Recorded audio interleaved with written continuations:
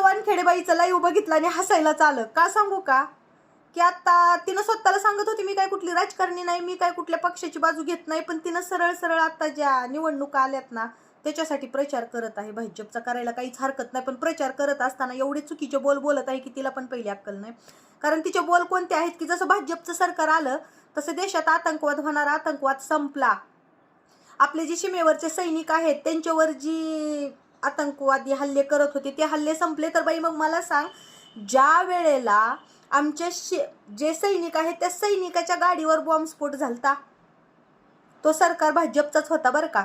आणि दुसरी गोष्ट म्हणजे कसं काय त्या आतंकवाद्याला कळलं की ह्यांची गाडी बुलेट प्रूफ नाही म्हणून. बरं ती पण जाऊ देत, ज्या वेळेला आमचे पर्यटक काही फिरायला गेलते ना त्या पर्यटकावर सुद्धा गोळीबार झालेला आहे. गोळीबार असं झालं की तुम्ही हिंदू आहेत का म्हणून गोळ्या घातल्या. एक तर नवीन जोडपं होतं, त्या जोडपेतल्या त्या म्हणजे तिच्या नवऱ्याला मारलं गेलं, नवीन जोडपेतल्या नवऱ्याला मारलं गेलं, हनीमूनसाठी गेलेलं होतं.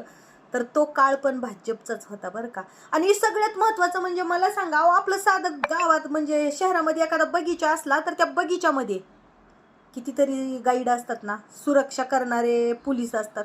मग एवढं मोठं पर्यटन स्थळ होतं, त्या पर्यटन स्थळचे सुरक्षा रक्षक कुठे गेलते, पोलीस कुठे होते, कुणीही नव्हतं ना तिथं. एवढा गोळीबार होईस तर कुठे गेले. अहो त्याच्यातलं एक मुसलमान आपलं म्हणजे पोट भरत होता, मुसलमान बांधव, तो ह्यांना का मारताय, नका मारू म्हणायला गेलं. त्या बांधवांना सुद्धा मारलं. इकुलता एक पोरगा होता त्या माता माऊलीचा, त्याच्या जीवावर सगळं त्याचं कुटुंब होतं. स्वतः आमचे एकनाथ शिंदे साहेब तिथं जाऊन भेटून त्यांना मदत करून आले. तेव्हा पण सरकार भाजपचं होतं. वानखेडेबाई जरा डोळेवरची पट्टी काढ, पैसा भेटतो म्हणून उगच काहीतरी भुंकत कशाला बसती ग.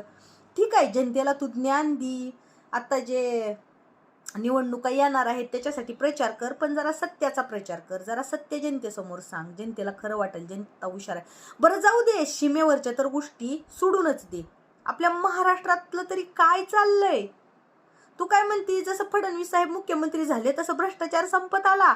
मग ही सोमनाथ दादा आपले जे संविधानाचं रक्षण करत असताना आंदोलनात त्यांना उचललं, पोलीस स्टेशनमध्ये टाकलं आणि तिथं त्यांचा मृत्यू झाला. त्यांच्या कुटुंबाला द्यायला म्हणजे त्यांच्या कुटुंबाला मदत करण्यासाठी सरकार पुढं झालं, पण कुटुंबानं मदत घेतली नाही, आम्हाला न्याय पाहिजे म्हणले. सरकार कुणाचं होतं, भाजपचंच होतं.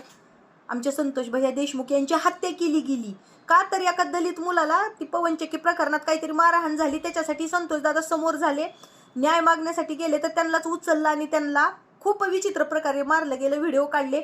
आता काल साताऱ्यातली घटना, एका छोट्या 13 वर्षाच्या पुरीवर बलात्कार केला आणि तिच्या डोक्यात जातेची पाळी घालून मारली गेली.